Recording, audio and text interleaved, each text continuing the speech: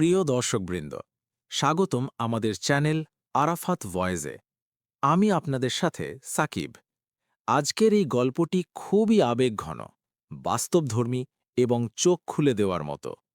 একজন মায়ের অপমান, সন্তানের লোভ আর একজন বাবার অসাধারণ দূরদর্শিতার গল্প। যে গল্প শুনলে আপনার বুকের ভেতরটা কেঁপে উঠবে, চোখে জল চলে আসবে এবং মনে একটা বড় প্রশ্ন জাগবে। তাহলে আর দেরি কেন? চলুন এখন গল্পটি শুরু করি। সাত সকালে বর্ধমান শহরের সেই মনোরম আর শিরশিরে ঠান্ডার আমেজ মাখা ভোর। দামোদর নদীর বুক চিরে বয়ে আসা সেই ঠান্ডা বাতাস যখন পুরনো বাড়ির জানলা দিয়ে ঘরে ঢুকত, তখনই লীলাদেবীর দিন শুরু হতো। বর্ধমান শহরের সেই পুরনো, বিশাল আর টালি বসানো বাড়িতে লীলাদেবী এবং বিজয় সেনের ৪৭ বছরের সংসার একদম পরিপাটি আর সুন্দরভাবে গড়ে উঠেছিল। বাড়ির ঠিক মাঝখানে থাকা তুলসী মঞ্চ, বারান্দার সেই কাঠের দোলনা আর ঠাকুর ঘরে জ্বলতে থাকা প্রদীপ, এই সব কিছুই লীলাদেবীর জীবনের এক অবিচ্ছেদ্য অংশ ছিল। বিজয় সেন মানে বর্ধমানের এক প্রভাবশালী ব্যক্তিত্ব, অত্যন্ত শৃঙ্খলাপরায়ণ, কিন্তু ভেতর থেকে ততটাই দয়ালু একজন অবসরপ্রাপ্ত সরকারি ইঞ্জিনিয়ার। ওনার দূরদর্শিতা এবং নিয়মানুবর্তিতা পুরো শহরের মানুষের জানা ছিল। বন্ধুরা, বিজয় সেনের মতো দূরদর্শিতা আজকের দিনে প্রতিটি বাবা মায়ের কেন থাকা উচিত, তাই গল্পটি যত এগোবে আপনারা অবশ্যই বুঝতে পারবেন। তবে গল্পের এই আবেগঘন যাত্রা এগিয়ে যাওয়ার আগে আপনাদের যদি এই রকম মন ছুঁয়ে যাওয়া এবং বাস্তবধর্মী পারিবারিক গল্প ভালো লেগে থাকে, তবে ভিডিওটিতে এখনই একটি লাইক দিয়ে দিন আর আমাদের চ্যানেলটি সাবস্ক্রাইব করতে ভুলবেন না। সেই সাথে এই গল্পটি আপনার বন্ধুবান্ধব এবং হোয়াটসঅ্যাপ গ্রুপে অবশ্যই শেয়ার করবেন। আর হ্যাঁ, আমি একটা কথা খুব জানতে চাইব, আপনারা এই ভিডিওটি কোন গ্রাম বা শহর থেকে দেখছেন? নিচে কমেন্ট করে আমাকে অবশ্যই জানাবেন। আপনাদের কমেন্ট পড়ে আমি এই রকম নতুন নতুন গল্প আপনাদের কাছে পৌঁছে দেওয়ার শক্তি পাই। চলুন তবে দেখা যাক লীলাদেবীর জীবনের সামনে কি অপেক্ষা করছে। সেই দিনে সেই সন্ধেবেলা যার কথা, লীলাদেবীর আজও ঠিক আগের মতোই মনে পড়ে। বারান্দার কাঠের দোলনার বসে বিজয় সেন খবরের কাগজ পড়ছিলেন। লীলাদেবী ওনার জন্য বরাবরের মতোই ধোঁয়া ওঠা আদা চা নিয়ে এসে রাখলেন। চায়ের চুমুক দিতে দিতে বিজয় সেন হঠাৎ গম্ভীর হয়ে গেলেন। তিনি চোখের চশমাটা খুললেন এবং পকেট থেকে একটি চাবি বের করে লীলাদেবীর হাতের ওপর রাখলেন। লীলা, এদিকে এসে বসো তো একটু। বিজয় সেনের গলা অন্য সময়ের চেয়ে একটু বেশি শান্ত ছিল। লীলাদেবী কাছে গিয়ে বসলেন। কি গো, কি হলো হঠাৎ? তিনি চিন্তিত হয়ে জিজ্ঞেস করলেন। বিজয় সেন একটি বড় খাকি রঙের ফাইল লীলাদেবীর হাতে দিলেন। লীলা, জীবনটা জলের বুদবুদের মতো, কখন ফেটে যাবে তার কোনো নিশ্চয়তা নেই। আমি সরকারি চাকরিতে সারা জীবন যা কিছু কামিয়েছি তা দিয়ে সৌরভকে কলকাতায় ওর হার্ডওয়্যার আর সাপ্লাই ব্যবসা দাঁড় করিয়ে দিয়েছি। ওকে যতটা দেওয়া ছিল দিয়ে দিয়েছি। কিন্তু এই ফাইলের মধ্যে পোস্ট অফিসের ফিক্সড ডিপোজিট এবং এলআইসির কিছু বড় পলিসির কাগজ আছে। আর মনে রেখো, এই সব কিছুর প্রাইমারি অ্যাকাউন্ট হোল্ডার অর্থাৎ প্রধান মালিক শুধু আর শুধুই তুমি। লীলাদেবীর চোখে জল চলে এলো। এমন কেন বলছেন আপনি? আজ আমি কিছুই শুনতে চাই না। কিন্তু বিজয় সেন ওনাকে মাঝপথেই থামিয়ে দিলেন। শুনে নাও লীলা, ভালোবাসার টানে পড়ে কখনো নিজের মেরুদণ্ড কারো কাছে বন্ধক রাখতে নেই। সন্তানদের জান দিয়ে ভালোবাসো, কিন্তু বার্ধক্যে নিজের স্বাভিমান আর নিজের অস্তিত্ব টিকিয়ে রাখতে হলে পকেটে 4টে পয়সা থাকতে হয়। এই টাকা তোমার ভবিষ্যতের জন্য, আমার অবর্তমানে যাতে তোমাকে কারো কাছে হাত পাততে না হয় তার জন্যই এই ব্যবস্থা করা। এই টাকার উপর শুধু তোমার অধিকার থাকবে, সৌরভেরও নয়, অনুরাধারও নয়। বুঝেছ? স্বামীর সেই কথাগুলো সেই মুহূর্তে লীলাদেবীর কাছে একটু কঠোর মনে হয়েছিল, কিন্তু বিজয় সেনের দূরদর্শিতা কতটা সঠিক ছিল তার সময় বিচার করার কথা ছিল। আর দুর্ভাগ্যবশত সেই সময়টা খুব তাড়াতাড়ি চলে এলো। এক বর্ষার রাতে ডিনার করার পর বিজয় সেনের বুকে হঠাৎ তীব্র ব্যথা শুরু হলো।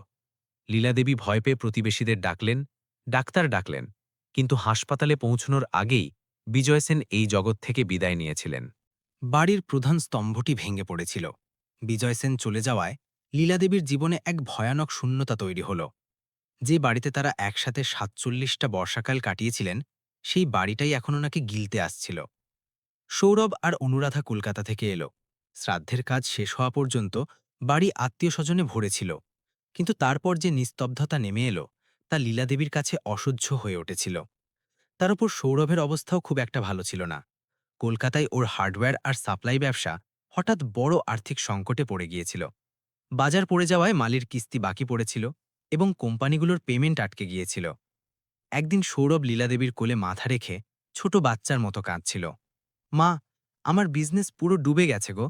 মানুষের অনেক দিনা হয়ে গেছে। কি করব আমি কিছুই বুঝতে পারছি না। বাবা থাকলে হয়তো কোনো একটা পথ বের করতেন। মায়ের মন তো। লীলাদেবী ওকে সামলে নিলেন। কাঁদছিস কেন ছোট বাচ্চার মতো? তোর বাবা বেঁচে থাকলে কি তোর এইরকম ভেঙে পড়া পছন্দ করতেন? লীলাদেবী নিজের কাছে থাকা বিজয় সেনের রেখে যাওয়া বেশ কিছু নগদ টাকা এবং নিজের কিছু পুরনো গয়না সৌরভের হাতে তুলে দিলেন। এই নে, আর আবার নতুন করে ঘুরে দাঁড়া। কিন্তু বাবা যে ফিক্সড ডিপোজিট আর এলআইসির টাকা রেখেছেন সেটাতে আমি হাত দেব না, কারণ ওটাই ওনার শেষ ইচ্ছে ছিল। সৌরভ সেই টাকা নিল এবং ওটা ওর ব্যবসায় একটু সাহায্য করল। কিন্তু এরপর সৌরভ আর অনুরাধা একটি নতুন প্রসঙ্গ তুলল। মা, এখন এখানে বর্ধমানে তোমার কে আছে? অনুরাধা অত্যন্ত চিন্তিত সুরে বলল, এত বড় বাড়ি তুমি একা সামলাবে কি করে? রাতে বিরাতে কোনো আপদ বিপদ হলে আমাদের কলকাতা থেকে আসতে কতটা সময় লাগবে ভেবে দেখো। তার চেয়ে ভালো তুমি আমাদের সাথে কলকাতায় চলো। সৌরভও ওকে সমর্থন করল। হ্যাঁ মা, অনুরাধা ঠিক বলছে। আমরা এই বাড়িটা বিক্রি করে দেব। এখানকার পুরনো স্মৃতিগুলো তোমাকে বাবার কথা আরো বেশি মনে করিয়ে দেবে। আর তুমি শুধু কাঁদবে। তার চেয়ে তুমি কলকাতার নিউ টাউনে আমাদের ফ্ল্যাটে চলো। সেখানে রিয়া আর রোহন আছে। ওদের সাথে তোমার সময় কি করে কেটে যাবে তুমি বুঝতেই পারবে না। লীলাদেবীর মনে খুব দ্বন্দ্ব চলছিল। বাড়ি বিক্রি করা মানে নিজের শরীরের একটা অঙ্গ কেটে ফেলার মতো ব্যাপার ছিল। যে দেয়ালে বিজয় সেনের হাতের ছাপ ছিল, যে তুলসী মঞ্চের চারপাশে তিনি সারা জীবন প্রদক্ষিণ করেছেন, সেই সব ছেড়ে যাওয়া সহজ ছিল না। কিন্তু শেষ পর্যন্ত নাতিনাতনিদের টান আর ছিলের আবদার জিতে গেল। ভারাক্রান্ত মনে লীলাদেবী বর্ধমানের পুরনো বাড়ির ওপর শেষ নজর বুলিয়ে নিলেন এবং বাড়ি বিক্রি করে তিনি কলকাতার নিউ টাউনের ফ্ল্যাটে থাকতে এলেন। কলকাতায় নিউ টাউনের সেই ১৬ তলার ফ্ল্যাটটি ছিল ভীষণ বিলাসবহুল। কাঁচের বড় বড় জানলা, মডিউলার কিচেন আর চারদিকে এসি। বর্ধমানের মুক্ত বাতাসের অভ্যেস থাকা লীলাদেবীর শুরুতে এই বন্ধ ঘরটা একটু দমবন্ধ লাগত। কিন্তু বাড়ির পরিবেশ খুব সুন্দর ছিল। শুরুর কয়েকটা দিন কলকাতায় ঠিক স্বপ্নের মতো কেটে গেল। লীলাদেবী ঘরে আসার পর অনুরাধা ওনাকে খুব ভালোবেসে স্বাগত জানালো। মা, এখন এখানে আপনি কোনো কাজ করবেন না, শুধু আরাম করবেন। বর্ধমানে অনেক কষ্ট করেছেন, এখন এখানে শুধু রানীর মতো থাকবেন। অনুরাধা খুব আন্তরিকতার সাথে বলত। সৌরভ সন্ধ্যায় অফিস থেকে ফিরে কখনো কখনো মায়ের কাছে গিয়ে বসত। মা, কেমন আছো? আজ সারাদিন কি করলে? এইভাবে ভালোবাসার সাথে খোঁজ খবর নিত। কিন্তু এই সব কিছুর মধ্যে লীলাদেবীর সবথেকে বেশি সময় কাটত রিয়া আর রোহনের সাথে। দুই নাতিনাতনি ঠাকুমা আসায় ভীষণ খুশি ছিল। সন্ধ্যা হলেই দুজনেই ঠাকুমার কোলে ঝাঁপিয়ে পড়ত। ঠাকুমা, আজ আমাদের রবীন্দ্রনাথের গল্প শোনাও না, অথবা ঠাকুমা, তোমার বানানো নাড়ু আমার খুব ভালো লেগেছে। ওদের সেই আধো আধো বোল শুনে লীলাদেবীর সব ক্লান্তি আর বর্ধমানের কথা কোথায় যেন হারিয়ে যেত। রাতে সবাই একসাথে ডাইনিং টেবিলে খেতে বসলে হাসাহাসি আর গল্প চলত। লীলাদেবীর মনে খুব স্বস্তি হতো। বিজয় সেনের চলে যাওয়ায় জীবনে যে এক ভয়ানক শূন্যতা তৈরি হয়েছিল, তাই ছেলে আর নাতিনাতনিরা খুব সহজেই ভরিয়ে দিয়েছিল। বর্ধমানের পুরনো বাড়ি বিক্রি করে কলকাতায় আসার সিদ্ধান্তটা যে একদম সঠিক ছিল তা লীলাদেবী মনে মনে অনুভব করতে লাগলেন। কখনো কখনো তিনি জানলা দিয়ে কলকাতা শহরের সেই দিগন্ত বিস্তৃত শহরের দিকে তাকিয়ে থাকতেন আর মনে মনে বিজয় সেনকে বলতেন, দেখলে তো, তুমি মিছেমিছি চিন্তা করছিলে। আমাদের ছেলে বউ খুব ভালো গো, ওরা আমাকে কখনো অবহেলা করবে না। কলকাতায় নিউ টাউনের সেই ফ্ল্যাটে শুরুর কয়েকটা মাস যেন হুড়মুড় করে কেটে গেল। কিন্তু সময়ের একটা নিয়ম আছে, সেটা সবসময় একই গতিতে আর একই রঙে কখনোই এগিয়ে যায় না। উৎসবের দিনগুলো শেষ হলো, বাড়িতে আসা অতিথিদের আনাগোনাও কমল, আর নিউ টাউনের সেই ১৬ তলার ফ্ল্যাটের আসল বাস্তবতা আস্তে আস্তে তার রং দেখাতে শুরু করল। শুরুর সেই হানিমুন পিরিয়ড শেষ হয়েছিল এবং সেই আলিশান বাড়িতে একটা অদ্ভুত, অনাকাঙ্ক্ষিত নিস্তব্ধতা ছড়িয়ে পড়তে শুরু করল। লীলাদেবী এখন বুঝতে পারছিলেন যে অনুরাধা আর সৌরভের ব্যবহারে একটা সূক্ষ্ম কিন্তু ভারী পরিবর্তন আসছে। শুরুতে মা আপনি কোনো কাজ করবেন না বলা অনুরাধা এখন কাজের বিষয় খোঁটা দিতে শুরু করেছিল। অনুরাধা একটি বড় আইটি কোম্পানিতে এইচআর হিসেবে কাজ করত। ওর কথা বলার ধরন ছিল খুব মেপে মেপে, কিন্তু কথার মাধ্যমে সামনের মানুষকে তার জায়গা বুঝিয়ে দেওয়ার মতো। একদিন দুপুরে রিয়া আর রোহন স্কুল থেকে ফেরার পর লীলা দেবী ওদের জন্য পছন্দের বেসনের নাড়ু আর একটু পোলাও বানাতে নিলেন। বাড়িতে ঘিয়ের একটা সুন্দর সুগন্ধ ছড়িয়ে পড়েছিল। সেই সময় অনুরাধা ওয়ার্ক ফ্রম হোম করার কারণে ল্যাপটপ বন্ধ করে বাইরে এলো। কিচেনের সেই অগোছালো অবস্থা আর গ্যাসের ওপর চলতে থাকা উনুন দেখে ওর কপালে ভাঁজ পড়ল। ওমা, এগুলো কি করতে বসেছেন আপনি এই সময়? অনুরাধা ফ্রিজ থেকে জলের বোতল বের করতে করতে জিজ্ঞেস করল। কিছু না গো, বাচ্চারা স্কুল থেকে এলো তো, ওদের খিদে পায় না, তাই ভাবলাম একটু পোলাও আর নাড়ু বানাই, রিয়া খুব পছন্দ করে। লীলাদেবী খুব মায়ার সাথে বললেন। অনুরাধা এক চুমুক জল খেল এবং খুব শান্তভাবে বলল, মা, বাচ্চারা এখন বড় হয়েছে, ওদের রোজ পিৎজা, পাস্তা আর স্যান্ডউইচ লাগে। আপনাদের ওই পুরনো খাবার ওদের হজম হয় না। আর সবথেকে বড় কথা, কেন এই গ্যাস আর সময় নষ্ট করছেন?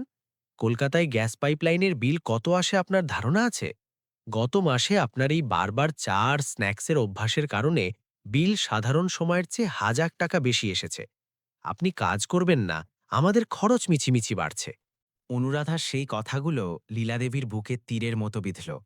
আমাদের খরচ বাড়ছে, এই বাক্যটি ওনার কানে বাজতে থাকল। বর্ধমানের পুরনো বাড়িতে থাকাকালীন এই অনুরাধা কখনো মেপে মেপে খায়নি। সেখানে সবার জন্য অঢেল থাকত। কিন্তু এখানে নিজের ছেলের বাড়িতেই ওকে গ্যাস ব্যবহারের জন্য হিসেব দিতে হচ্ছিল। সেই দিন থেকে লীলাদেবী রান্নাঘরে যাওয়া প্রায় বন্ধই করে দিলেন। খোটা দেওয়া শুধু রান্নাঘরের মধ্যেই সীমাবদ্ধ থাকল না। কলকাতায় গরমকাল শুরু হয়েছিল। দুপুরে বাড়িতে প্রচণ্ড গরম থাকত। একদিন দুপুরে লীলাদেবীর ঘরের পাখা আর ভুলবশত এসি চালু থেকে গিয়েছিল। সন্ধেবেলা অনুরাধা অফিস থেকে ফেরার পর সে ওই চালু এসি দেখে সৌরভের সামনেই চিৎকার করে বলতে লাগল, সৌরভ, কালই সোসাইটির মেন্টেনেন্স ভরেছি, আর এখন এই ইলেকট্রিক বিল দেখো। ঘরে কজন মানুষ আর বিল কত আসছে? কলকাতায় দুপুরে এমন কিছু গরম হয় না যে এসি চালাতে হবে, কিন্তু যার বিল ভরতে হয় না সে তার মর্ম কি বুঝবে? লীলাদেবী নিজের ঘরের দরজায় দাঁড়িয়েছিলেন। ওনার মনে হয়েছিল সৌরভ অনুরাধাকে কিছু বলবে, মায়ের পক্ষ নেবে। কিন্তু সৌরভ ল্যাপটপের দিকে নজর রেখেই বলল, মা, একটু খেয়াল রেখো, এখানকার রেট আলাগা। লীলাদেবী মাথা নিচু করে নিলেন। যেই সৌরভ বর্ধমানে থাকাকালীন মায়ের আঁচল ধরে থাকত, বিজনেস ডুবে যাওয়ার পর মায়ের কোলেই মাথা রেখে কেঁদেছিল, সেই সৌরভ এখন পুরোপুরি বদলে গিয়েছিল। কাজের চাপের অজুহাতে সে মায়ের প্রতি চরম অবহেলা করতে শুরু করেছিল। সন্ধেবেলা সে বাড়ি ফিরলে লীলাদেবী ওর সাথে দুটো কথা বলার জন্য চাতক পাখির মতো চেয়ে থাকতেন, কিন্তু সে এলেই সোজা বেডরুমে চলে যেত। কখনো লীলাদেবী ওকে জিজ্ঞেস করলে, সৌরভ, দিনটা কেমন কাটল রে, খুব ক্লান্ত লাগছে? তখন সে অত্যন্ত রুক্ষভাবে উত্তর দিত, মা প্লিজ, আমার অফিসে আর সাইটে এমনিতেই 100টা টেনশন থাকে। কার কিস্তি বাকি পড়েছে, কার মাল সময়ে পৌঁছয়নি, বাড়ি এলে আমি একটু শান্তি চাই, উল্টোপাল্টা প্রশ্ন করে আমার মাথা গরম করো না। এই রকম সময়ে লীলাদেবী মুখ বুজে নিজের ঘরে গিয়ে বসতেন আর বিজয় সেনের ছবির দিকে তাকিয়ে নীরবে চোখের জল ফেলতেন। তুমি যতক্ষণ ছিলে ততক্ষণ আমাকে কারো কথায় লজ্জিত হতে হয়নি গো। আজ এই 16 তলায় এত মানুষের ভিড়েও নিজেকে বড় একা মনে হয়। মনে মনে তিনি বিজয় সেনের সাথে এইরকম কথা বলতেন। বাড়ির এই অশান্তি আর সূক্ষ্ম পরিবর্তনগুলো লীলাদেবী মুখ বুজে সহ্য করছিলেন। নাতি নাতনিদের জন্য তিনি সবকিছু গিলে নিচ্ছিলেন। কিন্তু মানুষের সহ্য শক্তিরও একটা সীমা থাকে, আর সেই সীমাটা অতিক্রম হল সেই ভয়ানক রাতে। সেটা ছিল শনিবার রাত। কলকাতার বাইরে বেশ বৃষ্টি হচ্ছিল। ডাইনিং টেবিলে সবাই খেতে বসেছিল। রিয়া আর রোহন ওদের প্লেটের খাবার নিয়ে খেলা করছিল। লীলাদেবী শান্তভাবে একপাশে বসে ডাল ভাত খাচ্ছিলেন। পরিবেশ বরাবরের মতোই থমথমে ছিল। অনুরাধা আর সৌরভের মধ্যে খরচ নিয়ে কিছু একটা আলোচনা চলছিল। সৌরভ, রিয়ার স্কুলের পরের টার্মের ফি সামনের সপ্তাহে দিতে হবে, আর গাড়ির ইএমআইও গত মাসের বাউন্স হয়েছে। কি করে সবকিছু ম্যানেজ হবে? অনুরাধা রুটির টুকরো ছিঁড়তে ছিঁড়তে জিজ্ঞেস করল। সৌরভ কপালে ভাঁজ ফেলে মাথায় হাত দিল। আমি জানি অনুরাধা, সাপ্লাইয়ের বিজনেসে আমার পেমেন্ট আটকে গেছে। মার্কেট একদম ডাউন। ঘরের খরচ এত বেড়েছে যে কোনো হিসেব মিলছে না। গ্রোসারির বিল দ্বিগুণ হয়েছে, লাইট বিল বেড়েছে। আমার একার উপর আর কতটা চাপ আসবে? লীলাদেবীর এটা শুনে খুব খারাপ লাগছিল। ছেলের টাকার অভাব হচ্ছে দেখে একজন মায়ের মন শান্ত থাকে কি করে? তিনি অত্যন্ত চিন্তা আর মায়ার সাথে সৌরভের দিকে তাকালেন। খাবারের গ্রাস থামিয়ে তিনি নরম গলায় বললেন, সৌরভ বাবা, খিটখিট করিস না রে, সময় সবসময় একরকম যায় না, এই সময়টাও কেটে যাবে। একটু ডাল দেব ভাতের উপর। লীলাদেবীর সেই স্নেহের স্পর্শ আর উদ্বেগের স্বর সৌরভকে শান্ত করবে বলে ওনার মনে হয়েছিল, কিন্তু সৌরভের মনে অন্য কিছু পাক খাচ্ছিল। সে খাওয়া থামিয়ে হাত ধোয়ার বেসিনের কাছে গেল। তোয়ালে দিয়ে হাত মুছে সে নিজের নজর সরাসরি লীলাদেবীর চোখের দিকে স্থির করল। ওর চোখে রাগ ছিল না, কিন্তু ছিল এক অত্যন্ত ঠান্ডা, নিষ্ঠুর আর মেপে মেপে করা ঘৃণা। ডাইনিং টেবিলে এক নিস্তব্ধতা ছড়িয়ে পড়ল। সৌরভ লীলাদেবীর দিকে তাকিয়ে অত্যন্ত শান্তভাবে, কিন্তু কলিজা ছিঁড়ে ফেলার মতো ধারালো শব্দে বলল, মা, তুমি এখানে বিনা পয়সায় খাও আর আমাকে এইরকম চিন্তা করতে হচ্ছে? সেই একটা মুহূর্ত, সেই একটা ঘটনা লীলাদেবীর জন্য পৃথিবী থামিয়ে দেওয়ার মতো ছিল। যেন বাইরের বজ্রপাত সরাসরি ওনার হৃদয়ের ওপর আছড়ে পড়ল। তুমি এখানে বিনা পয়সায় খাও, এই ৫টা শব্দ বর্ধমানের সেই বিশাল বাড়িতে সম্মানের সাথে বেঁচে থাকা একজন মা আর একজন স্ত্রীর অস্তিত্বকে চুরমার করে দিয়েছিল। ডাইনিং টেবিলে শ্মশানের নিস্তব্ধতা নেমে এলো। রিয়া আর রোহন ভয় পেয়ে খাওয়া থামিয়ে দিল এবং ঠাকুমার দিকে তাকাতে লাগল। ছোট বাচ্চারাও বুঝতে পেরেছিল যে ওদের বাবা ঠাকুমাকে খুব খারাপ কিছু বলেছে। অনুরাধা একটা অস্বস্তিকর কিন্তু গোপন তৃপ্তির দীর্ঘশ্বাস ফেলল এবং নজর নিচে সরিয়ে নিল। লীলাদেবী সৌরভের দিকে তাকালেন। ওনার বিশ্বাসই হচ্ছিল না যে এটা সেই সৌরভ যাকে জন্ম দেওয়ার জন্য তিনি মৃত্যুর মুখ থেকে ফিরে আসার অভিজ্ঞতা অর্জন করেছিলেন। এটা সেই ছেলেই যার একটা জেদের কারণে তিনি নিজের গলার মঙ্গলসূত্র বিক্রি করে ওর হার্ডওয়্যারের ব্যবসা দাঁড় করিয়ে দিয়েছিলেন। আর আজ সেই ছেলেই নিজের নাতি নাতনি আর বউয়ের সামনে নিজের জন্মদাত্রীকে বলছে, তুমি এখানে বিনা পয়সায় খাও। লীলাদেবী কোনো তর্ক করলেন না। ওনার চোখ দিয়ে একটা জলও বেরোল না। অত্যন্ত ভয়ানক কষ্টে মানুষ যখন পড়ে তখন সে কাঁদে না, সে শুধু ভেতর থেকে শান্ত হয়ে যায়। এক অতি ভয়াবহ স্তব্ধতা ওনার মুখে ছড়িয়ে পড়ল। ওনার বুকে এক বিচিত্র ধরনের ধড়ফড়ানি হচ্ছিল, কিন্তু তিনি সেটা মুখে একদমই বুঝতে দিলেন না। তিনি নিজের অর্ধেক পড়ে থাকা থালাটির দিকে তাকালেন। সেই ডাল ভাতের গ্রাস এখন ওনার কাছে বিষের মতো মনে হতে লাগল। তিনি অত্যন্ত শান্তভাবে কোনো প্রতিক্রিয়া না দেখিয়ে থালা থেকে হাত সরিয়ে নিলেন। টেবিলের ওপর রাখা জলের গ্লাস তুলে নিয়ে ২ চুমুক জল খেলেন। রিয়া আর রোহন ওনার দিকে ফ্যাল ফ্যাল করে তাকিয়েছিল। লীলাদেবী শুধু রিয়ার মাথায় একবার আলতো করে হাত বুলিয়ে দিলেন। একটা ম্লান জমে যাওয়া হাসি ওর দিকে ছুঁড়ে দিয়ে তিনি টেবিল থেকে উঠলেন। আমার খিদে নেই এখন। শুধু এইটুকুই একটা প্রাণহীন বাক্য ওনার মুখ দিয়ে বেরোল। তিনি বেসিনের কাছে গিয়ে হাত ধুলেন এবং অত্যন্ত ধীর পায়ে নিজের বেডরুমের দিকে এগিয়ে গেলেন। তিনি ভেতর থেকে দরজা দিলেন না, কিন্তু দরজার চৌকাঠি দাঁড়িয়ে একবার পেছন ফিরে তাকালেন। ডাইনিং টেবিলে সৌরভ আর অনুরাধা আবার নিজেদের খাওয়া শুরু করে দিয়েছে, যেন কিছুই হয়নি। বেডরুমে আসার পর লীলাদেবী আলো জ্বালালেন না। জানলা দিয়ে কলকাতার রাস্তার আলোগুলো ভেতরে আসছিল। সেই অন্ধকারে বিজয় সেনের ছবির সামনে গিয়ে তিনি দাঁড়ালেন। আজ প্রথমবার ওনার বিজয় সেনের সেই কথাগুলো স্পষ্টভাবে মনে পড়ল। সন্তানদের জান দিয়ে ভালোবাসো লীলা, কিন্তু বার্ধক্যে নিজের স্বাভিমান আর অস্তিত্ব টিকিয়ে রাখতে হলে পকেটে 4টে পয়সা থাকতে হয়। কখনো নিজের মেরুদণ্ড কারো কাছে বন্ধক রাখতে নেই। লীলাদেবীর ভেতরে কিছু একটা চিরদিনের জন্য ভেঙে গিয়েছিল, কিন্তু ঠিক সেই সময়ই সেই ভেঙে যাওয়া টুকরোগুলো থেকে এক নতুন, অত্যন্ত কঠোর আর স্বাভিমানী লীলা আকার নিচ্ছিল।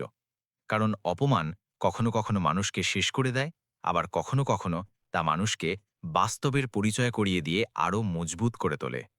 বিনা পয়সায় খাও, সেই কালো রাতের পর নিউ টাউনের সেই আলিশান ফ্ল্যাটের বাতাসই চিরতরে বদলে গেল। লীলাদেবীর ভেতরের সেই মায়া আর বাৎসল্যের ঝর্ণা যেন এক মুহূর্তেই শুকিয়ে গিয়েছিল। যে মা নিজের সন্তানকে খাওয়ানোর জন্য সারা জীবন নিজে আধপেটা থাকার প্রস্তুতি রেখেছিলেন, সেই মাকেই আজ নিজের অস্তিত্ব আর অন্যের দাম মেটাতে হচ্ছিল। পরের দিনের ভোর হল, কিন্তু সেই ভোরে আগের মতো উৎসাহ ছিল না। এক চরম অস্বস্তিকর আর গায়ে কাঁটা দেওয়ার মতো নিস্তব্ধতা লীলাদেবীর মুখে ছড়িয়েছিল। আগের মতো ঘুম থেকে উঠেই সৌরভকে চা দেব কিনা, অনুরাধার টিফিনে কি দেব, এইসব আন্তরিক খোঁজখবর পুরোপুরি বন্ধ হয়ে গেল। লীলাদেবী এখন একটা যন্ত্রের মতো চলাফেরা করতে লাগলেন। তিনি সকালে উঠতেন, চুপচাপ নিজের কাজ সেরে নিতেন, ঠাকুর পুজো করতেন, আর কারো সাথে একটা কথাও না বলে নিজের ঘরে গিয়ে বসতেন। ডাইনিং টেবিলে এখন তিনি কারোর জন্য অপেক্ষা করতেন না। নিজের খাবার নিজে বেড়ে নিতেন, চুপচাপ খেয়ে নিতেন এবং বেসিনে থালা রেখে সরাসরি নিজের ঘরে চলে যেতেন। রিয়া আর রোহনও এখন ঠাকুমার সেই আগের উৎসাহ দেখতে পাচ্ছিল না। অনুরাধার শুরুতে মনে হয়েছিল শাশুড়িমা রেগে আছেন, দুদিন পর শান্ত হয়ে যাবেন, কিন্তু এটা রাগ ছিল না। এটা ছিল এক নারীর আহত স্বাভিমানের হুঙ্কার, যা নিঃশব্দে প্রকাশ পাচ্ছিল। বলা হয় মানুষ যখন মানসিকভাবে বিচ্ছিন্ন হয়ে যায় তখন তার পর্যবেক্ষণ ক্ষমতা প্রচণ্ড বেড়ে যায়। লীলাদেবীর ক্ষেত্রেও ঠিক সেটাই ঘটছিল। আবেগের সেই ঘোলাটে চশমা চোখ থেকে নামানোর পর ওনার এখন এই বাড়ির অনেক বিষয় পরিষ্কার আর স্বচ্ছ মনে হতে লাগল। ওনার চোখে পড়া প্রথম আর সবথেকে খটকা লাগা জিনিসটি ছিল ওনার চিঠিপত্র। বর্ধমানে থাকাকালীন লীলাদেবীর কাছে প্রতি মাসে ব্যাংকের স্টেটমেন্ট, পোস্ট অফিসের রসিদ, এলআইসির নোটিশ বা কোনো না কোনো নথিপত্র আসতই। বিজয় সেন সব হিসেব নিকেশ একদম নিখুঁত রেখেছিলেন। কিন্তু কলকাতায় আসার পর গত ৩-৪ মাসে লীলাদেবীর হাতে একটা চিঠিও পড়েনি। শুরুতে ওনার মনে হয়েছিল ঠিকানা বদলের কারণে হয়তো চিঠি আসছে না বা পোস্ট অফিসের কোনো গণ্ডগোল হতে পারে। কিন্তু ধীরে ধীরে ওনার নজরে একটা অন্য ব্যাপার এলো। সৌরভ সন্ধ্যাবেলা অফিস থেকে আসার সময় সোসাইটির নিচে থাকা লেটার বক্স থেকে নিয়ম করে চিঠি বের করে আনত। সে ফ্ল্যাটে ঢোকার সময় সেই চিঠিগুলো অত্যন্ত চালাকির সাথে সরাসরি নিজের ল্যাপটপ ব্যাগে বা বেডরুমের ড্রয়ারে ঢুকিয়ে রাখত। ২ সপ্তাহ আগে লীলাদেবী ওকে সহজভাবে জিজ্ঞেস করেছিলেন, সৌরভ, আমার কোনো চিঠি এসেছে কি রে? বর্ধমানের ব্যাংক থেকে পাসবই আপডেট করার কথা ছিল। তখন সে অত্যন্ত অবহেলার সাথে এবং চোখ এড়িয়ে উত্তর দিয়েছিল, না মা, এখানে কলকাতায় কি করে বর্ধমানের চিঠি আসবে?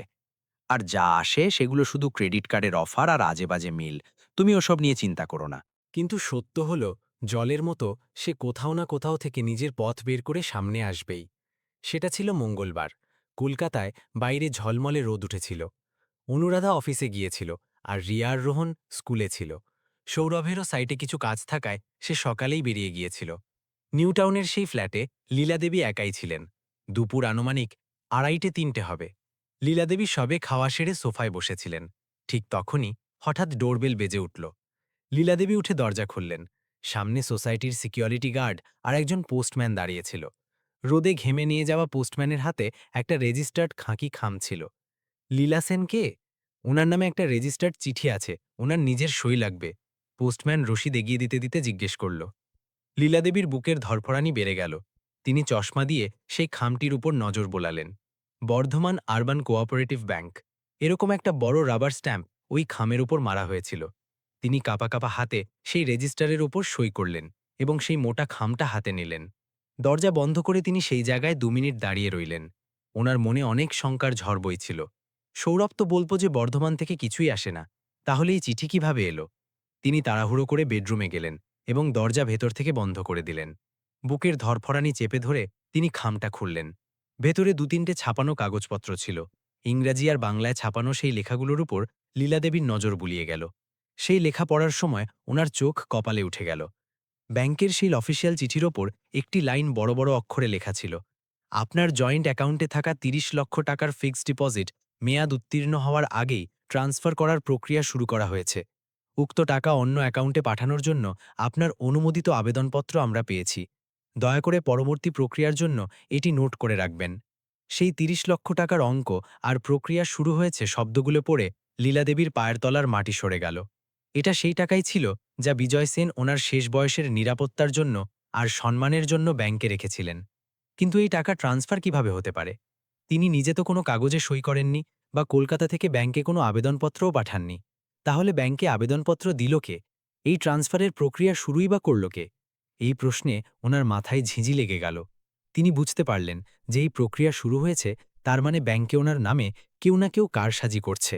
পুরো দিনটা লীলাদেবীর কাছে যেন এক একটা যুগের সমান কাটল। সন্ধ্যা 7টায় সৌরভ বাড়ি এলো। ওকে অন্য সময়ের চেয়ে একটু বেশি তাড়াহুড়ো আর অস্থির দেখাচ্ছিল। ওর নজর সারাক্ষণ মোবাইলের ওপর ছিল। রাতের খাওয়া খুব শান্তিতে শেষ হলো। অনুরাধা কিচেনে বাসনপত্র গোছাচ্ছিল আর রিয়া রোহন টিভি দেখছিল। সৌরভ হলের সোফায় বসে ল্যাপটপ খুলে কিছু একটা টাইপ করছিল। লীলাদেবী বেডরুম থেকে বাইরে এলেন। ওনার হাতে ছিল সেই খাঁকি খাম আর ব্যাংকের সেই চিঠিটা। ওনার মুখে এক ভয়ানক নিস্তব্ধতা ছিল, যা ঝড়ের আগের পূর্বাভাস দিচ্ছিল। তিনি সরাসরি সৌরভের সামনে গিয়ে দাঁড়ালেন এবং সেই চিঠিটা ওর ল্যাপটপের কিবোর্ডের ওপর রাখলেন। সৌরভ, এই চিঠিটা আজ দুপুরে এসেছে, বর্ধমান থেকে রেজিস্টার্ড পোস্টে। লীলাদেবীর গলা ছিল অত্যন্ত ধীর, ঠান্ডা, কিন্তু ততটাই ধারালো। সৌরভ সেই চিঠির দিকে তাকালো এবং ওর মুখের রং 1 সেকেন্ডের জন্য পুরোপুরি ফ্যাকাশে হয়ে গেল। ওর হাত ক্ষণেকের জন্য ল্যাপটপের উপরই জমে গেল। ওর চোখের সেই মুহূর্তের ভয় আর অস্থিরতা লীলাদেবীর তীক্ষ্ণ নজরে এড়াল না। সে চট করে কাগজটা হাতে নিল এবং চোখ দিয়ে নিজের অস্থিরতা লোকানোর আপ্রাণ চেষ্টা করে একটু চড়া গলায় বলল, আরে মা, এটা তুমি কেন খুললে? এটা আমার নামে ছিল, মানে আমার জন্য ছিল, খামের ওপর আমার নাম আছে, সৌরভ। লীলাদেবী ওর চোখের দিকে তাকিয়ে অত্যন্ত শান্তভাবে বললেন, আর ওটাতে পরিষ্কার লেখা আছে যে এফডির ৩০ লক্ষ টাকা ট্রান্সফার করার প্রসেস চালু হয়ে গেছে। আমি তো ব্যাংকে কিছুই বলিনি, না কোনো কাগজে সই করেছি। তাহলে এটা কিভাবে সম্ভব? এই আবেদনপত্র ব্যাংকে কে দিল?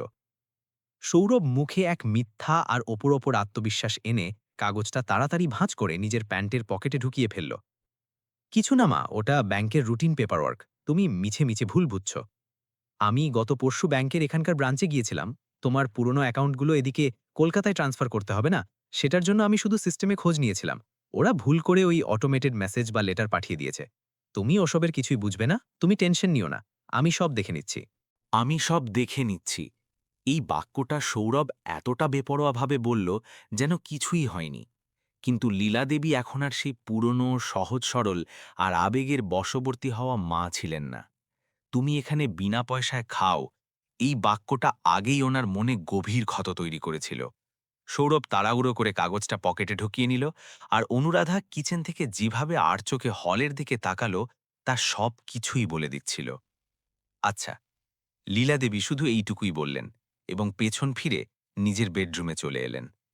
সেই রাতে লীলাদেবীর একদমই ঘুম এল না। জানলার বাইরে কলকাতা শহরের কোলাহল শান্ত হয়ে গিয়েছিল, কিন্তু ওনার মাথায় চিন্তার ঝড় বইছিল। বিজয় সেনের সেই কথাগুলো বারবার ওনার কানে বাজল। লীলা, কাগজপত্রের ব্যাপারে কখনো কারো ওপর অন্ধভাবে বিশ্বাস রাখতে নেই। জগতে টাকার মোহ যে কারো হতে পারে। সৌরভ ওনার সাথে বড় কোনো মিথ্যে বলছে এবং ওনার পেছনে ওনার অগোচরে এক অত্যন্ত ভয়ানক ষড়যন্ত্র পাকানো হচ্ছে, এই কথা লীলাদেবীর মন বারবার বলছিল। ব্যাংকের ওটা কোনো রুটিন পেপারওয়ার্ক ছিল না, ওটা ছিল ওনার অস্তিত্বের ওপর হানা দেওয়া একটা আঘাত। হঠাৎ এই চিন্তার ভিড়ে ওনার বিজয় সেনের সেই গম্ভীর কিন্তু আশ্বস্ত করা মুখটা মনে পড়ল। বিজয় সেন চলে যাওয়ার কিছুদিন আগের সেই স্মৃতি ছিল। বিজয় সেন একবার সহজভাবে কথা বলতে বলতে ওনাকে একটি গুরুত্বপূর্ণ কথা বলেছিলেন, যা লীলাদেবীর স্মৃতি থেকে একটু আবছা হয়ে গিয়েছিল। লীলা, বিজয় সেনের সেই গম্ভীর আওয়াজ ওনার কানে বাজল। টাকার বিষয়ে আর এই কাগজপত্রের জালে কখনো কোনো সন্দেহ হলে বা তোমার কখনো মনে হলে যে কিছু একটা ভুল হচ্ছে, তবে আমাদের পুরনো বন্ধু আর ব্যাংকের অবসরপ্রাপ্ত অফিসার মিত্র সাহেবের সাথে দেখা করো। তিনি কলকাতাতেই সল্ট লেক এলাকায় থাকেন। তিনি অত্যন্ত সৎ মানুষ, আর ওনার আমার সমস্ত আর্থিক পরিকল্পনার পূর্ণ ধারণা আছে। তিনি তোমাকে সঠিক পথ দেখাবেন। এই চিন্তা মনে আসতেই লীলাদেবীর অস্থির মনে এক আশার আলো দেখা গেল। পরের দিন ভোর হল, বাড়িতে বরাবরের মতোই ব্যস্ততা শুরু হল। সৌরভ তাড়াহুড়ো করে তৈরি হয়ে বেরিয়ে গেল। যাবার সময় সে লীলাদেবীর দিকে মুখ তুলে তাকানোর সাহস করল না। অনুরাধা রিয়া আর রোহনকে স্কুলে ছেড়ে দিয়ে সরাসরি অফিসের দিকে চলে গেল। বাড়িতে আবার সেই প্রাণঘাতী নিস্তব্ধতা নেমে এলো। কিন্তু আজ লীলাদেবী কেঁদে সময় নষ্ট করলেন না। তিনি আলমারি থেকে নিজের পুরনো ডায়েরিটা বের করলেন। ভেতরের পাতাগুলো ওল্টানোর সময় একটি পাতায় তিনি শ্রী অমিতাভ মিত্র, সল্ট লেক, এই নাম আর ওনার ঠিকানা দেখতে পেলেন। লীলাদেবী চট করে একটি সাধারণ সুতির শাড়ি পরে নিলেন, কাঁধে পার্স ঝোলালেন এবং সৌরভ বা অনুরাধাকে কোনো আঁচ পেতে না দিয়ে সরাসরি সোসাইটির নিচে চলে এলেন। রিকশা ধরে তিনি সল্ট লেকের পথ ধরলেন। সল্ট লেকের একটি পুরনো শান্ত সোসাইটিতে মিত্র সাহেবের বাড়ি ছিল। লীলাদেবী দরজার বেল বাজালেন। দরজা খুললেন স্বয়ং মিত্র সাহেবই। ৭০ বয়স, ধবধবে সাদা চুল আর মুখে এক অত্যন্ত সাত্ত্বিক তেজ থাকা মিত্র সাহেব লীলাদেবীকে দেখেই অবাক হয়ে গেলেন। আরে বৌদি, আপনি? আর এভাবে হঠাৎ? আসুন বসুন বৌদি, কত দিন পর এলেন। আর একাই বা এলেন কি করে? সৌরভ কোথায়? মিত্র সাহেবের স্ত্রী ভেতর থেকে জল নিয়ে এলেন। জলের চুমুক দেওয়ার সময় লীলাদেবীর হাত কিঞ্চিত কাঁপছিল। বৌদি, কি হয়েছে? আপনাকে খুব চিন্তিত দেখাচ্ছে। বিজয়দা চলে যাওয়ার পর আপনি কলকাতায় এসেছেন এটা জেনেছিলাম, কিন্তু আজ হঠাৎ কোনো গুরুতর সমস্যা হয়েছে কি? মিত্র সাহেব অত্যন্ত আন্তরিকতার সাথে জিজ্ঞেস করলেন। লীলাদেবী দীর্ঘশ্বাস ফেললেন। মিত্র ঠাকুরপো, আমার ওপর একটা বড় বিপদ এসেছে। আমি কোনো পথ খুঁজে পাচ্ছি না, তাই বিজয়ের কথা মনে করে সরাসরি আপনার দরজায় এসেছি। এরপর লীলাদেবী মিত্র সাহেবকে সেই চিঠির ঘটনা, চিঠির ওপর লেখা ৩০ লক্ষ টাকা ট্রান্সফার করার প্রক্রিয়া, এই শব্দগুলো আর সৌরভের সেই লুকোছাপার কথা বিস্তারিত বললেন। মিত্র সাহেব ভেতরের ঘরে গেলেন। প্রায় ২৫ মিনিট ওনার ফোনে কারো সাথে অত্যন্ত গম্ভীর গলায় কথা চলছিল। ২০ মিনিট পর মিত্র সাহেব বাইরে এলেন। তখন ওনার কাঁধ দুটো একটু ঝুঁকে গিয়েছিল এবং ওনার চোখে লীলাদেবীর প্রতি প্রচণ্ড সহানুভূতি ছিল। তিনি সামনের চেয়ারে বসলেন এবং দীর্ঘ নিঃশ্বাস ফেললেন। বৌদি, যা কিছু জানতে পারলাম তা আপনাকে বলতে গিয়ে আমার নিজেরও খুব কষ্ট হচ্ছে, কিন্তু সত্য বলাটা আমার কর্তব্য। বৌদি, সৌরভের হার্ডওয়্যারের ব্যবসা খুব বড় ঋণের দায়ে ডুবে গেছে। ওনার ওপর বাজারের প্রচুর দেনা আছে এবং এই ঋণ মেটানোর জন্য ওনার খুব তাড়াতাড়ি টাকার দরকার। তিনি গত পরশু ব্যাংকে একটি ফাইল প্রসেস করেছেন। বর্ধমানের ব্যাংকে বিজয়দা যে ৩০ লক্ষ টাকার এফডি রেখেছিলেন সেটা ভাঙার জন্য এবং সেই সমস্ত টাকা কলকাতায় সৌরভের নিজের কারেন্ট অ্যাকাউন্টে পাঠানোর জন্য তিনি আবেদন জমা দিয়েছেন। কিন্তু এটা কিভাবে সম্ভব ঠাকুরপো? আমি তো ব্যাংকে যাইনি, আমি কোনো আবেদনপত্রে সই করিনি। লীলাদেবী অত্যন্ত আর্তনাদে বললেন। সেটাই তো বিজয়দার আসল বুদ্ধিমত্তা ছিল বৌদি, মিত্র সাহেব বললেন। বিজয়দা সেই এফডি জয়েন্ট রেখেছিলেন, কিন্তু তাতে একটা বিশেষ শর্ত দিয়ে রেখেছিলেন। আপনি সেই অ্যাকাউন্টের প্রাইমারি অ্যাকাউন্ট হোল্ডার এবং নিয়ম অনুযায়ী কোনো বড় অঙ্কের টাকা তোলা বা ট্রান্সফার করার সময় আপনার ফিজিক্যাল সিগনেচার এবং সম্মতি বাধ্যতামূলক। সৌরভ ব্যাংকে আপনার কিছু পুরানো কেওয়াইসি কাগজপত্র ব্যবহার করে প্রক্রিয়া শুরু করেছে। ব্যাংক সেই ফাইল প্রসেস করেছে। সেই কারণেই আপনার কাছে ওই সতর্কবার্তার চিঠিটা এলো। কিন্তু বৌদি, সবথেকে গুরুত্বপূর্ণ বিষয় হল, যতক্ষণ না সেই ফাইনাল অথরাইজেশন ফর্মে অর্থাৎ চূড়ান্ত সম্মতিপত্রে আপনার নিজের সই হচ্ছে, ততক্ষণ ব্যাংক থেকে ১ টাকাও সৌরভের অ্যাকাউন্টে যেতে পারবে না। সে এখন শুধু একটা জিনিসেরই অপেক্ষা করছে, আর তা হল আপনার শেষ সই। এই সত্য শোনার পর লীলাদেবীর পায়ের তলার মাটি সরে গেল। উনার মাথায় যেন এক ভয়ানক বিস্ফোরণ হল।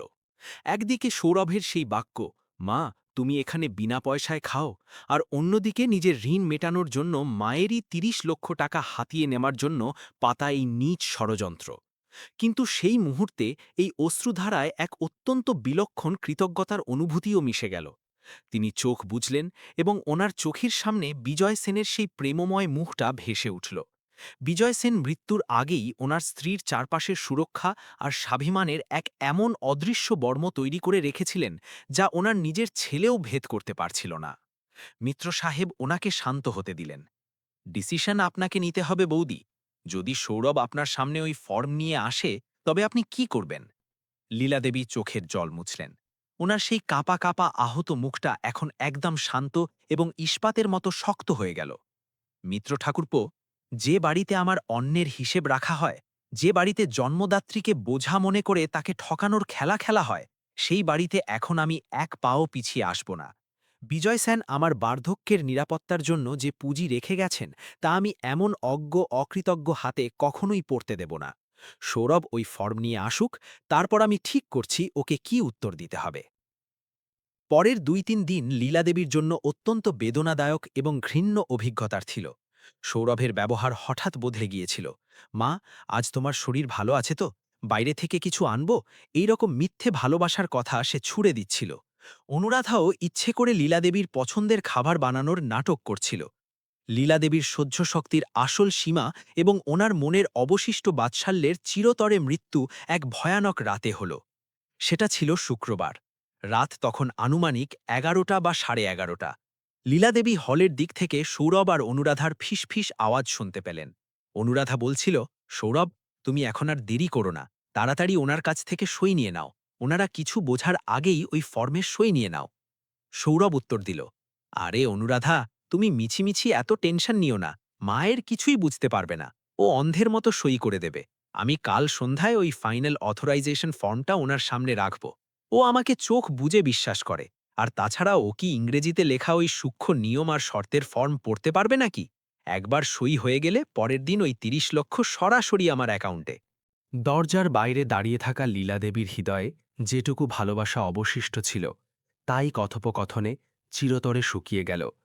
তিনি নিজেকে অত্যন্ত কঠোরভাবে সামলালেন। আজ পর্যন্ত তিনি ছেলের সুখের জন্য নিজেকে নত করেছিলেন, কিন্তু আজ তিনি নিজের স্বাভিমান আর বিজয় সেনের দূরদর্শিতার সম্মানে মাথা উঁচু করে দাঁড়াতে চলেছিলেন। শনিবারের ভোর হল এক ভয়ানক আর দমবন্ধ করা নিস্তব্ধতার চাদর মুড়ি দিয়ে। আজ পর্যন্ত তিনি ছেলের সুখের জন্য নিজেকে নত করেছিলেন, কিন্তু আজ তিনি নিজের স্বাভিমান আর বিজয় সেনের দূরদর্শিতার সম্মানে মাথা উঁচু করে দাঁড়াতে চলেছিলেন। পুরো দিনটা লীলাদেবী অতি শান্ত ছিলেন। ওনার মুখে না ছিল রাগ, না ছিল দুঃখ। সেখানে ছিল শুধু এক দৃঢ়চেতা নারীর অভেদ্য আর ইস্পাত কঠিন নিস্তব্ধতা। ঘড়িতে ঠিক ৭টা বাজল আর দরজার বেল বেজে উঠল। লীলাদেবী দরজা খুললেন। সামনে সৌরভ দাঁড়িয়েছিল। আজ সে অন্যদিনের চেয়ে আগেই বাড়ি চলে এসেছিল, এবং বিশেষ করে উনার মুখে এক প্রচণ্ড মিথ্যে কিন্তু অতি মিষ্টি আনন্দ উপচে পড়ছিল। ওর এক হাতে ল্যাপটপের ব্যাগ ছিল আর অন্য হাতে লীলাদেবীর পছন্দের নকুলদানার প্যাকেট আর মিষ্টির বাক্স ছিল। মা, এই দেখো আমি তোমার জন্য কি এনেছি, তোমার প্রিয় নকুলদানা। সৌরভ অত্যন্ত উৎসাহ আর মিথ্যে ভালোবাসার ভান করে বলল। লীলাদেবী সেই নকুলদানার প্যাকেটের দিকে তাকালেন। ওনার মনে হল নিজের মাকে ঠকিয়ে ৩০ লক্ষ টাকা হাতিয়ে নেওয়ার আগের এই মিষ্টতা তো। কিন্তু তিনি মুখে বিন্দুমাত্র ভাবান্তর না ঘটিয়ে শুধু একটা ম্লান হাসি দিলেন। কিছুক্ষণ পর অনুরাধা অফিস থেকে ফিরল। আজ সেও খুব মিষ্টি করে কথা বলছিল। সে নিজে থেকে কিচেনে গিয়ে লীলাদেবীর জন্য ওনার পছন্দের এলাচ দেওয়া চা বানালো। মা, চা নিন, আজ আমি আপনার জন্য স্পেশাল করে বানিয়েছি। অনুরাধা অত্যন্ত লাবণ্যময় গলায় বলল। লীলাদেবী সেই চা নিলেন, কিন্তু সেই চায়ের প্রতিটি চুমুক আজ ওনার কাছে বিষের মতো তেতো লাগছিল। এই স্বামী স্ত্রী মিলে যে ভণ্ডামির খেলা খেলছিল তা লীলাদেবীকে এখন আক্ষরিক অর্থেই বিতৃষ্ণ করে তুলছিল। রাত ৮টা বাজল। বাইরে বৃষ্টির রিমঝিম শুরু হয়েছিল। বাড়ির পরিবেশটি সুপরিকল্পিতভাবে শান্ত আর নিরিবিলি রাখা হয়েছিল। অনুরাধা, রিয়া আর রোহান, কাল তোমাদের পরীক্ষা আছে না? চলো জলদি পড়াশোনা করে শুয়ে পড়ো। এই কথা বলে আগেই ওদের বেডরুমে পাঠিয়ে দিয়েছিল। এখন সেই বড় হলঘরে আর ডাইনিং টেবিলের আশেপাশে শুধু ৩জন মানুষ অবশিষ্ট ছিল: লীলাদেবী, সৌরভ আর অনুরাধা। ডাইনিং টেবিলে রাতের খাবারের প্রস্তুতি চলছিল, কিন্তু তার আগেই সৌরভ অত্যন্ত পটুভাবে, যেন অতি সাধারণ কিছু ঘটছে এমন ভঙ্গিতে, নিজের ল্যাপটপের ব্যাগ খুলল। সেখান থেকে একটি খাকি রঙের ফাইল বের করল। সৌরভ ডাইনিং টেবিলে লীলাদেবীর সামনে এসে বসল। অনুরাধা ওর পাশে এসে দাঁড়াল। সৌরভ ফাইল থেকে ৩-৪টে ইংরেজিতে ছাপানো কাগজ বের করল এবং সেগুলো লীলাদেবীর সামনে অত্যন্ত সহজভাবে রাখল। মা, একটা ছোট্ট কাজ ছিল। সৌরভ অত্যন্ত মৃদুস্বরে শব্দের সঠিক বুনন করে বলল। তুমি বর্ধমান থেকে কলকাতা এলে না? তো তোমার বর্ধমানের ব্যাংকের যে পুরনো অ্যাকাউন্ট আর তোমার পেনশনের খাতাগুলো আছে, ওগুলো এখন আমাদের কলকাতায় আপডেট করতে হবে। এই দেখো, এগুলো ব্যাংকের সেই রুটিন ফর্ম। আমি সব তথ্য ভরে দিয়েছি, শুধু তোমার এখানে নিচে 2টো সই লাগবে। সৌরভ নিজের পকেট থেকে একটি দামি কলম বের করল এবং তা লীলাদেবীও হাতের কাছে রাখল। অনুরাধাও সঙ্গে সঙ্গে তাতে সাই দিল। হ্যাঁ মা, সই করে দিন। সৌরভ নিজে সময় বের করেই সবটা গুছিয়ে ফেলেছে, নইলে আমাদের আবার ব্যাংকে চক্কর কাটতে হতো। লীলাদেবী শান্ত ছিলেন। তিনি সেই কলমটি হাতে নিলেন। কলমের ডবা কাগজের একদম কাছে পৌঁছে গেল। সৌরভের মুখে এক অত্যন্ত সূক্ষ্ম বিজয়ী হাসি ফুটে উঠতে শুরু করল, কিন্তু লীলাদেবীর হাত হঠাৎ মাঝপথেই থেমে গেল। তিনি সই করলেন না। তিনি কাগজ থেকে কলমটি সরিয়ে নিলেন, অত্যন্ত ধীরভাবে কিন্তু অতি দৃঢ়ভাবে। তিনি সেই কলমটি ডাইনিং টেবিলের কাছের ওপর নামিয়ে রাখলেন। নিস্তব্ধতার সেই মুহূর্তে কলমটি কাছের ওপর রাখার টুক শব্দ এক বোমা বিস্ফোরণের মতো প্রতিধ্বনিত হল। লীলাদেবী মাথা তুললেন। ওনার চোখ এখন অত্যন্ত তীক্ষ্ণ, ভেদী আর আগুনের মতো লাল হয়ে গিয়েছিল। তিনি নিজের নজর সরাসরি সৌরভের চোখের ওপর স্থির করলেন। তিনি সেই কাগজটি সৌরভের দিকে এগিয়ে দিলেন এবং অত্যন্ত স্পষ্ট, শান্ত কিন্তু কলিজা কাঁপিয়ে দেওয়া ধারালো গলায় বললেন, এই টাকা তোর অ্যাকাউন্টে ট্রান্সফার করার জন্য আমি আমার অনুমতি দিতে পারছি না সৌরভ। সৌরভের সেই ফুটে ওঠা বিজয়ী হাসি মুখেই জমে গেল। অনুরাধার শ্বাস আটকে গেল। কি হলো মা? কলম চলছে না? সৌরভের গলা হঠাৎ কাঁপতে শুরু করল। তুই ঠিকই শুনেছিস সৌরভ। লীলাদেবীর গলা এখন একজন বিচারকের মতো কঠোর হয়ে গিয়েছিল। এগুলো কোনো রুটিন ফর্ম বা পেনশনের কাগজ না। এটা বর্ধমানের ব্যাংকে তোর বাবা আমার ভবিষ্যতের জন্য রাখা ৩০ লক্ষ টাকার ফিক্সড ডিপোজিট ভেঙে সেই টাকা তোর কারেন্ট অ্যাকাউন্টে সরানোর ফাইনাল অথরাইজেশন ফর্ম। আর হ্যাঁ, আমি ইংরেজি পড়তে পারি, আর তুই আমাকে যতটা বোকা আর অশিক্ষিত মনে করিস, আমি ঠিক ততটা অন্ধ আর অশিক্ষিত নই। সৌরভের রাগ এখন নিয়ন্ত্রণের বাইরে চলে গিয়েছিল। সে ডাইনিং টেবিলে জোরে থাপ্পড় মারল। হ্যাঁ, হ্যাঁ, আমিই করেছি ওই আবেদন। সৌরভ আক্ষরিক অর্থেই চিৎকার করে বলল, কি ভুল করেছি আমি তাতে? আমার হার্ডওয়্যার বিজনেস পুরোপুরি ডুবে যাচ্ছে, এটা জানিস না তুই? এই যে ৩০ লক্ষ টাকা বর্ধমানের ব্যাংকে পড়ছে, ওগুলো পরিবারের টাকা না, আমার বাবার টাকা না ওগুলো। অনুরাধাও সামনে এগিয়ে এলো। একদম ঠিক বলছো। ওগো মা, আপনি কি স্বর্গে নিয়ে যাবেন নাকি ওই ৩০ লক্ষ টাকা? এদিকে আপনার একমাত্র ছেলের ঋণের দায়ে ফাঁসি নেওয়ার উপক্রম হয়েছে, আর আপনি ওই টাকার উপর সাপের মতো কুণ্ডলি পাকিয়ে বসে আছেন। তাকে মাতৃত্ব বলে না, তাকে চরম স্বার্থপরতা বলে। লীলাদেবী অত্যন্ত ধীরভাবে কিন্তু এক রানীর মতো গাম্ভীর্য নিয়ে ডাইনিং টেবিলের চেয়ার থেকে উঠলেন। স্বার্থপরতা? অনুরাধা, তুই আমাকে স্বার্থপরতা শেখাতে আসিস না। যে সময় ওর প্রথম বিজনেসে আগুন লেগেছিল, তখন আমি নিজের গলার মঙ্গলসূত্র আর শরীরের গয়না বিক্রি করে ওর হাতে টাকা তুলে দিয়েছিলাম। তখন আমি স্বার্থপর ছিলাম না? লীলাদেবী এখন সরাসরি সৌরভের চোখের দিকে তাকিয়ে দাঁড়িয়েছিলেন। সৌরভ, তোর টাকার দরকার ছিল না, তুই আমার কাছে সাহায্য চাসনি। তুই আমার পিঠে ছুরি মেরেছিস। বর্ধমান থেকে আসা আমার সমস্ত চিঠি তুই আমার থেকে লুকিয়েছিস। তুই আমাকে ঠকিয়ে মিষ্টি কথা বলে আমার সই নিতে এসেছিস। একজন চোরের মতো তুই নিজের জন্মদাত্রীকেই লুটতে নেমেছিস। কাল রাতে বেডরুমে তোরা দুজনে কি ফিসফাস করছিলি মনে আছে? বুড়ি কিছুই বোঝে না, ও ইংরেজি ফর্ম পড়তে পারবে না, ও অন্ধের মতো সই করে দেবে। এগুলো তোদেরই কথা না?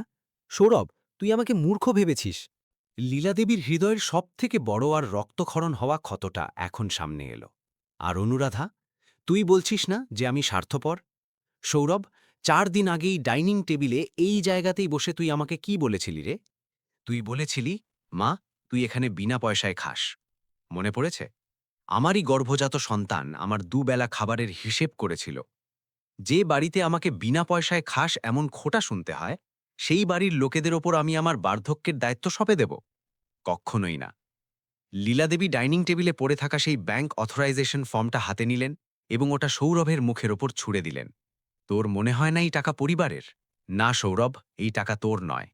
তোর বাবা বিজয় সেন ওনার পুরো জীবনের কামাই তোর ওপর খরচ করেছিলেন, কিন্তু যাওয়ার সময় তিনি এই ৩০ লক্ষ টাকা শুধু আর শুধুমাত্র আমার জন্য রেখে গেছেন। বার্ধক্যে আমার নিজের ছেলেই যাতে আমাকে ঘর থেকে বের করে না দেয়, আমার ওপর বিনা পয়সায় খাওয়ার অপবাদ না দেয়, সেজন্যই তোর বাবা এই সুরক্ষার বর্ম আমার চারপাশে তৈরি করে দিয়ে গেছেন। লীলাদেবীর এই রৌদ্র অবতার দেখে পুরো বাড়ি স্তব্ধ হয়ে গিয়েছিল। সেখানে এক মা হেরে গিয়েছিলেন, কিন্তু এক নারী নিজের স্বাভিমানের লড়াই অত্যন্ত দাপটের সাথে এবং দৃঢ়ভাবে জিতে নিয়েছিলেন। পরের দিন সকাল হল। বেডরুমের দরজা খোলার ক্লিক শব্দ হল। তারপর মেঝে দিয়ে খড়খড় খড়খড় করে চাকাওয়ালা সুটকেসের আওয়াজ হলের দিকে আসতে লাগল। লীলাদেবী ব্যাগ টানতে টানতে হলের মাঝখানে এসে দাঁড়ালেন। ওনার মুখ অত্যন্ত শান্ত, নিস্পৃহ এবং কোনো এক তপস্বিনীর মতো তেজময় দেখাচ্ছিল। মা, এসব কি? এই ব্যাগ নিয়ে তুমি কোথায় চলেছ? সৌরভের গলা কাঁপছিল। আমার নিজের বাড়িতে সৌরভ। আমি আবার বর্ধমানে ফিরে যাচ্ছি। বর্ধমানে মিত্র সাহেবের চেনা এক অত্যন্ত ভালো আর সুসংস্কৃত বৃদ্ধাশ্রম আছে। সেখানে আমি দুবেলা সম্মানের অন্ন পাব, যেখানে বিনা পয়সায় খাস এমন খোঁটা শুনতে হবে না। সৌরভ আক্ষরিক অর্থেই লীলাদেবীর পায়ে পড়ার জন্য নিচে ঝুঁকে পড়ল। মা, এমন করো না গো, প্লিজ মা, আমাকে মাফ মাফ করে দাও। তুমি চলে গেলে লোকে কি বলবে গো? রিয়ারোহণকে আমি কি উত্তর দেব? অনুরাধাও এগিয়ে এলো। মা, সমাজ কি বলবে আমাদের? আপনাকে বৃদ্ধাশ্রমে আঁকলে লোকে আমাদের মুখে থুতু দেবে। লীলাদেবী অত্যন্ত শান্তভাবে সৌরভকে ওনার পা থেকে ওঠালেন এবং পেছনে সরিয়ে দিলেন। সৌরভ, এখন অনেক দেরি হয়ে গেছে। ভুল আর ষড়যন্ত্র দুটো আলাদা জিনিস হয় রে। যে বাড়িতে আমার অস্তিত্বের দাম আমার টাকা দিয়ে ঠিক করা হয়, সেখানে আমি এক মুহূর্তও থাকতে পারব না। অনুরাধা, তুই সমাজের চিন্তা করিস না, তুই নিজের ভবিষ্যতের চিন্তা কর। কারণ যে স্বামী টাকার জন্য নিজের মাকে ঠকাতে পারে, সে কাল তোর পিঠে ছুরি মারতেও পিছপা হবে না। নাতি নাতনিদের আদর করে বিদায় জানিয়ে লীলাদেবী দরজার দিকে এগোলেন। সৌরভ তখনও অপরাধবোধে মাথা নিচু করে দাঁড়িয়েছিল। লীলাদেবী ওর একদম কাছে গেলেন, ওনার কাঁধ ধরলেন। সৌরভ, আমার কথা মন দিয়ে শোন। তুই সফল অবশ্যই হবি, কারণ টাকা রোজগার করা যায় রে সৌরভ। কিন্তু মনে রাখিস, একবার হারিয়ে যাওয়া বিশ্বাস আর জন্মদাত্রীর শ্রদ্ধা একবার যদি চোখ থেকে নেমে যায়, তবে এই জন্মে অন্তত তা আর ফিরে পাওয়া যায় না। তুই আজ আমার টাকার ওপর অধিকার হারাসনি, বরং তুই একটা মায়ের তোর ওপর থাকা বিশ্বাস চিরতরে হারিয়েছিস। এই কথাগুলো বলে লীলাদেবী আর পেছনে ফিরে তাকালেন না। তিনি দরজা খুললেন। চাকাওয়ালা ব্যাগ টানতে টানতে তিনি নিউ টাউনের সেই আলিশান আর টাকার অহংকারে মত্ত ফ্ল্যাটের বাইরে বেরিয়ে এলেন। লিফটের দরজা ধীরে ধীরে বন্ধ হতে লাগল। দরজার সেই ফাঁক দিয়ে সৌরভের সেই ভেঙে পড়া অসহায় মুখটা ওনার শেষ বারের মতো চোখে পড়ল, এবং লিফটের দরজা ঠক করে বন্ধ হয়ে গেল। বাইরে বেরোনোর পর কলকাতার সেই মুক্ত আকাশের দিকে তিনি তাকালেন। আজ তিনি একা ছিলেন, কিন্তু অনাথ ছিলেন না। ওনার সাথে ছিল বিজয় সেনের সেই অদৃশ্য আশীর্বাদ এবং নিজের কখনো না ঝোঁকা স্বাভিমান। ওনার পায়ে ছিল এক নতুন আত্মবিশ্বাস, এবং বর্ধমানের দিকে যাওয়া সেই রাস্তা এখন ওনার জন্য এক নতুন সম্মানীয় জীবনের শুরু ছিল। এই গল্প এখানেই শেষ হচ্ছে, কিন্তু এটি এক বড় প্রশ্নের সাথে আমাদের ছেড়ে যাচ্ছে। মানুষের জীবনে বার্ধক্য অনিবার্য, কিন্তু এই পড়ন্ত বয়সে যখন নিজের রক্তের মানুষরাই টাকার জন্য সম্পর্কের হাট বসায়, তখন কান্নাকাটি করার চেয়ে লীলাদেবীর মতো স্বাভিমানের সিদ্ধান্ত নেওয়া কজনের পক্ষে সম্ভব হয়? আপনাদের কি মনে হয়, লীলাদেবীর ঘর ছেড়ে চলে যাওয়ার সিদ্ধান্ত কি সঠিক ছিল? আর বিজয় সেন যে দূরদর্শিতা দেখিয়েছেন, তা কি আজকের দিনে প্রতিটি বাবা মায়ের রাখা উচিত? আজকের গল্পটি আপনাদের কেমন লেগেছে তা কমেন্টে জানিয়ে দিন। আমাদের চ্যানেল আরাফাত ভয়েসের সাথে থাকার জন্য চ্যানেলটি সাবস্ক্রাইব করতে ভুলবেন না। আবার দেখা হবে নতুন একটি গল্প নিয়ে। ধন্যবাদ।